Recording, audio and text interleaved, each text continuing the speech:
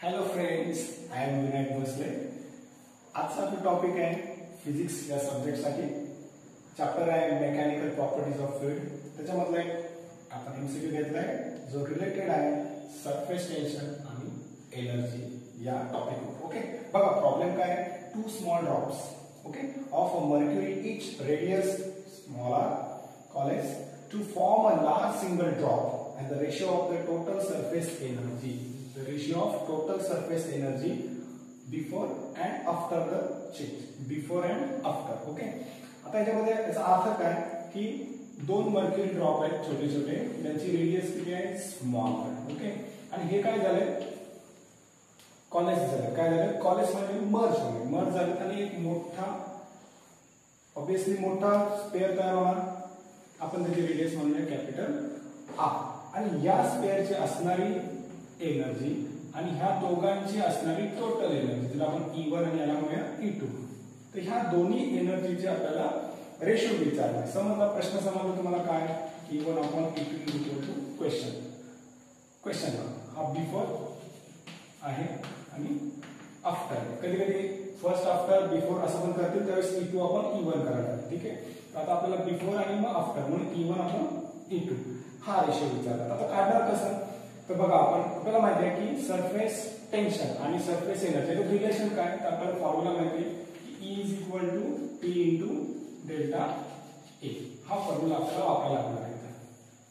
तर याच्यासाठी आणि याच्यासाठी काय फॉर्म्युला आहे तर आपण म्हणूया E1 साठी काय फॉर्म्युला आहे. याच्यासाठी होईल T इंटू डेल्टा ए आणि याच्यासाठी पण काय होईल T इंटू डेल्टा ए. आपण A1 म्हटलं तर चालेल. मग टोटल किती होईल तर 2 टाइम्स म्हणून E1 ची व्हॅल्यू किती मिळेल आपल्याला T2 इंटू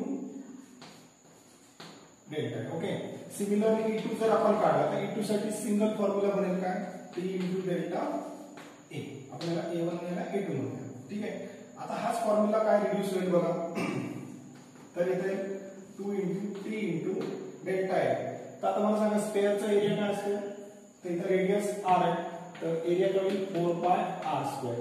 त्याचा पण काय होईल 4 पाय r स्क्वेअर. ठीक आहे, इथं काय होईल 4 पाय कॅपिटल r स्क्वेअर. तिथे किंमत टाका एरियाची किंमत ह्याचा किती आहे 4 पाय r आणि हा इंटू 2i. ओके, इथं काय होईल इथं 2 येणार नाही, इथे T into 4 pi capital r square. आता ह्याचा आपल्याला रेशो काढायचा. ठीक आहे, मग आपला रेशो काय E1 upon E2 is equal to 2T 4 पाय r square upon T into 4 pi capital r square. हे काय झाले TT कट 4 कट पाय कट. काय ऑप्शन म्हणजे 2r square upon capital r. आता आपल्याला काय करायला लागेल इथे ह्या दोन्ही रेडियस इक्वल करायला लागतील तरच त्या कट होतील आणि आपल्याला रेशो मिळेल. मग त्यासाठी आपण काय रिलेशन वापरणार इथंच आहे.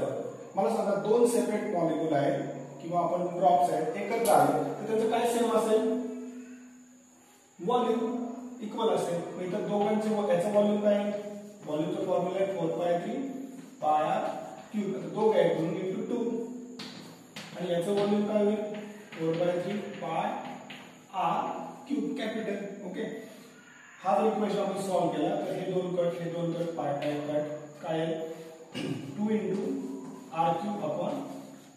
मग याच्यावरून आपल्याला ह्याची व्हॅल्यू काढता येईल. ओके, r ची व्हॅल्यू काढता येईल. आपल्याला इथं r ची व्हॅल्यू जर काढायची असेल तर r is equal to cube root घ्या. याचा क्यूब रूट स्मॉल r, याचा क्यूब रूट 2⁻1/3. म्हणजे आपल्याला इथं r ची किंमत मिळेल. ही व्हॅल्यू इथं पुट करा. बघा आता 2 इंटू r स्क्वेअर अपॉन याचा स्क्वेअर काय आहे ते इथं आपण टाकूया.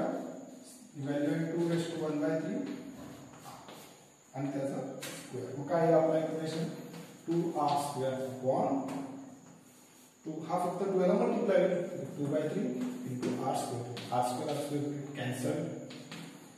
आता इथं काय राहील आपल्याकडे 2 अपॉन 2⁻2/3. आता याचा रेशो काढायचा असेल तर आता ही व्हॅल्यू इथे दिसत नाहीये. मग अजून हा सॉल्व्ह करायला लागेल. सॉल्व्ह करताना काय हा इकडे मायनस होईल इथं 1 असतो. मग काय 2⁻1 मायनस 2/3. आन्सर काय मग 2⁻3 मायनस 2 1 2 raised to 1/2 आणि खाली डिवाइड 1. तर 2 raised to 1 half is nothing but